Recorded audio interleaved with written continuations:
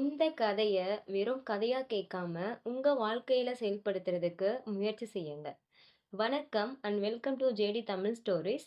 உங்களோட பேசிட்டு இருக்கிறது கிருத்திகா. இந்த உலகத்தில் இருக்கிறதுலேயே மிகப்பெரிய சாதனையாளர்கிட்ட போய் நீங்க, "யார் முட்டாள்?" அப்படின்னு கேட்டீங்கன்னா, அவங்க அதுக்கு ஒரே பதில் தான் சொல்வாங்க.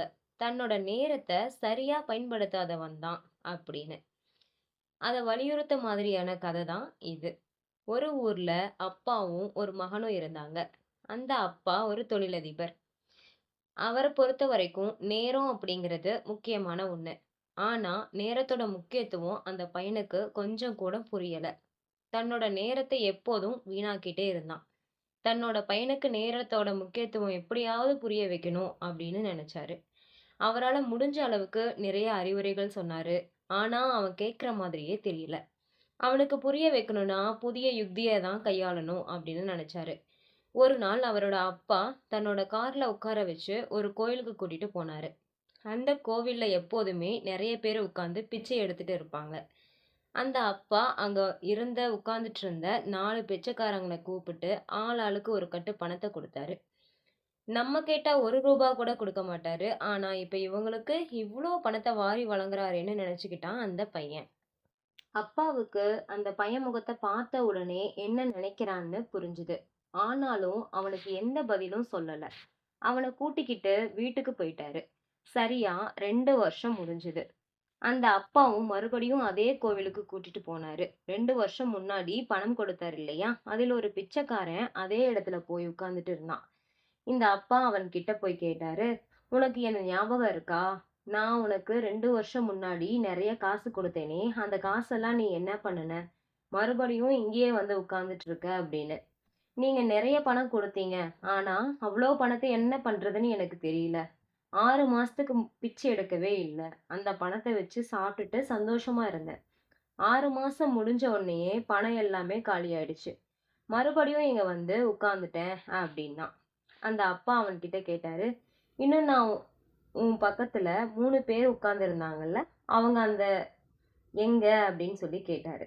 உடனே அவன் சொன்னான், "இதுல 2 பேருக்கு என்ன ஆச்சுன்னு எனக்கு தெரியாது. ஆனா ஒருத்தன் பிச்சையெல்லாம் எடுக்கல.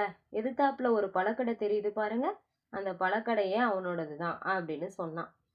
இந்த அப்பா நேரா அந்த பழக்கடைக்கு போனாரு. உண்மையாவே இவரு பணம் கொடுத்திருந்தத அந்த பிச்சைக்காரன் ஒரு பெரிய பழக்கடை வச்சு நடத்திட்டு இருந்தான். இவர பார்த்த உடனே இவரோட கைய பிடிச்சுக்கிட்டு நன்றியும் சொன்னான். இவருக்கு ரொம்ப சந்தோஷமா இருந்தது. இவர் அவன்கிட்ட கேட்டாரு, "நீ நான் உன்னோட சேர்த்து நான் 3 பேருக்கு பணம் கொடுத்தோம்ல, அதுல உயரமா ஒருத்தன், குட்டையா ஒருத்தனும் எங்க?" அப்படின்னு சொல்லி.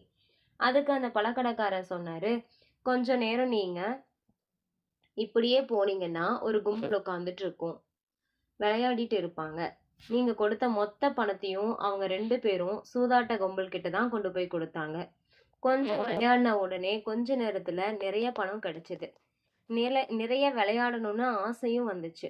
மறுபடியும் மறுபடியும் பிச்சை எடுத்து மறுபடியும் சூதாடவே ஆரம்பிச்சிட்டாங்க 2 பேரும்.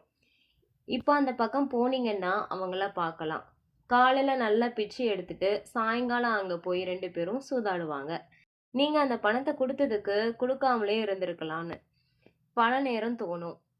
இப்போ அந்த அப்பா மகன கூப்பிட்டு அவனோட தோள்ல கைய போட்டு சொன்னாரு, "இந்த 4 பேருக்கும் ஒரே நாள்ல ஒரு பணத்த தான் குடுத்தேன்.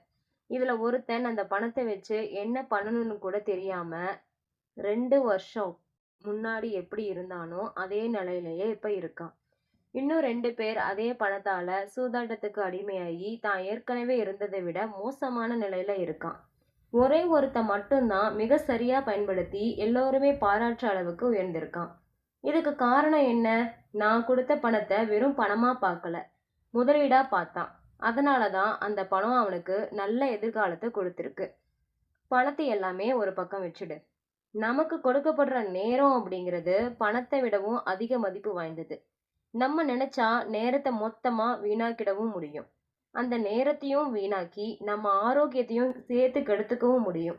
நேரத்தை முதலீடாக்கி 2 மடங்கா உயர்ந்து நல்ல எதிர்காலத்தை அடையவும் முடியும். என்னுடைய மகனான நீ எந்த வகையில இருக்க போற அப்படின்னு சொல்லி கேட்டாரு. அன்னைக்கு அந்த அப்பா அவன்கிட்ட கேட்ட கேள்விய நான் இப்ப உங்ககிட்ட கேட்கிறேன். எப்படி அந்த பிச்சைக்காரர்கள் எல்லாரும் பணம் கொடுக்கப்பட்டதோ அதே மாதிரி தான் நாம இப்ப எல்லாருக்கும். வருடத்தின் ஆரம்பத்துல 365 நாட்கள் கொடுக்கப்படுது. நமக்கு கொடுக்கப்படுற 365 நாட்கள் நாம எப்படி பயன்படுத்த போறோம்? ஒரு நபர மாதிரி வீணாக்கிட்டு, இப்ப இருக்கிற அதே நிலைமையில அடுத்த வருஷமும் இருக்க போறோமா? 2 நபர மாரி இந்த நேரத்த தவறா பயன்படுத்தி, இத விட மோசமான நிலையில இருக்க போறோமா? அல்லது வெற்றியடைந்த அந்த ஒரு நபர் மாதிரி சரியா திட்டமிட்டு, அத முதலீடு செஞ்சு, நம்ம எதிர்காலத்த வளமுடையதாக மாற்றப் போறோமா? எல்லாரும் நேரத்த சரியா பயன்படுத்தி முன்னேறணும்னு தான் என்னுடைய விருப்பமும். இன்னொரு கதையோட மறுபடியும் உங்கள சந்திக்கிறேன். உங்களிடமிருந்து விடைபெறுவது கிருத்திகா. நன்றி, வணக்கம்.